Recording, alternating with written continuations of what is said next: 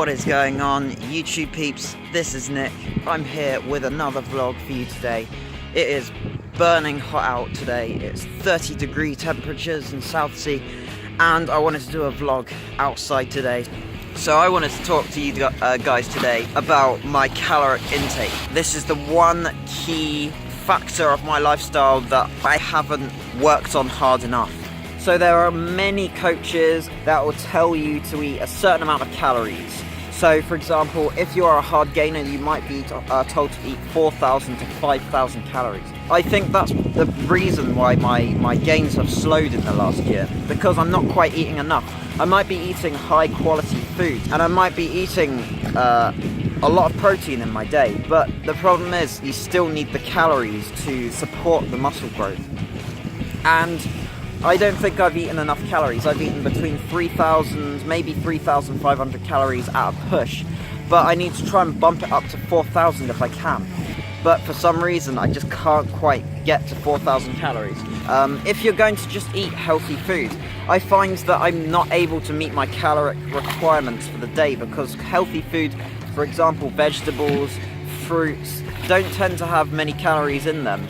Whereas a triple chocolate muffin is going to have a lot more calories in it. So how can we try and combat this? Well, what I think is the best thing I can do to optimize my growth and my health is eat a mix of both healthy and semi-healthy, but not as healthy foods in order to bump up my calories up to 4,000.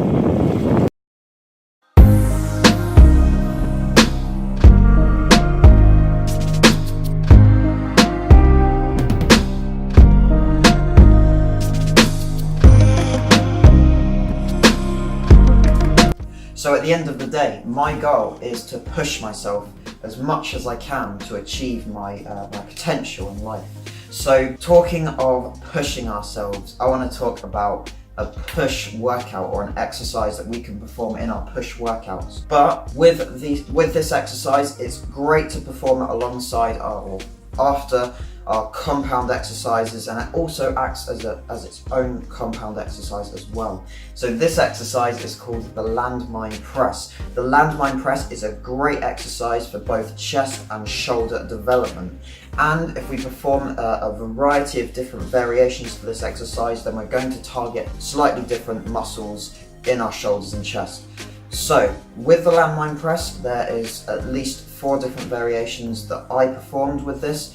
The first one was the kneeling variation. So with the kneeling variation of this exercise, it's going to target more of the shoulders, because being in a lower down position, you're pushing the weight up away from your body, which means it's going to be more of a shoulder pressing exercise. That's not to say that we can't also include some chest activation as well.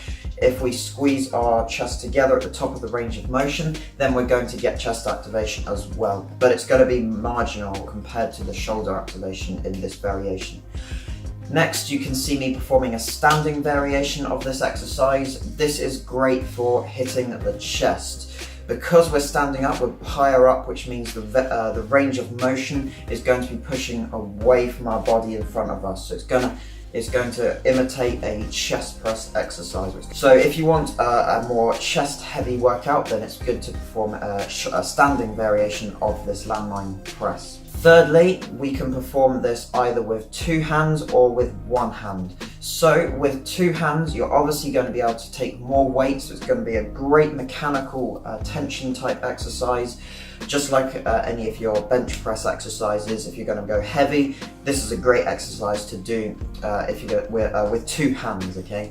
Whereas a one-handed variation of this exercise has its own benefits. On the one hand, you're not going to be lifting as heavy because you're only using one arm this time, but it has its benefits in that it's a unilateral exercise, meaning that if you have any muscle imbalances, this is going to be great for evening out any imbalances in the body. Also, with this variation of the exercise, as you can see, there's going to be some degree of torso twisting in this exercise. As you go down into the range of motion and push away, you're going to get some torso activation, which means you're going to be hitting the abdominals, and you're going to be including some oblique activation as well. So this is a great exercise for activating the core as well. And finally, this is a great exercise to perform at the tail end of your workouts, especially if you're going to be going slightly lighter.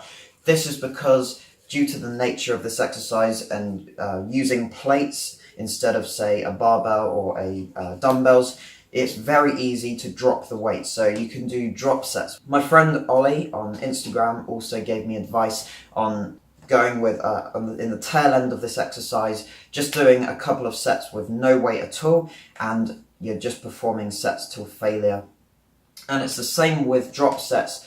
If you perform an exercise, say 10 reps, 12 reps, and then you can drop the weight by taking a plate off and then performing another set of 10 to 12 reps, and so on until you have no weight left on the bar. So this is a great exercise for drop sets as well. So your best bet with this exercise is, if you want to get the most out of this exercise, then it's good to perform, like any other exercise, to perform a range of different variations from week to week. So from one week, perform a standing variation with 2 hands, then another week perform a kneeling variation with 1 hand, and mix it up a bit so that then you can maximize the potential for this exercise in achieving all the benefits of each variation. So the next time you're in the gym and you want to try something different, you're getting sick of just doing your shoulder press, your bench press, your flies and so forth, try this exercise. It's a great exercise both for mechanical tension and for metabolic stress as well. It's a great exercise to perform, a basic exercise to learn,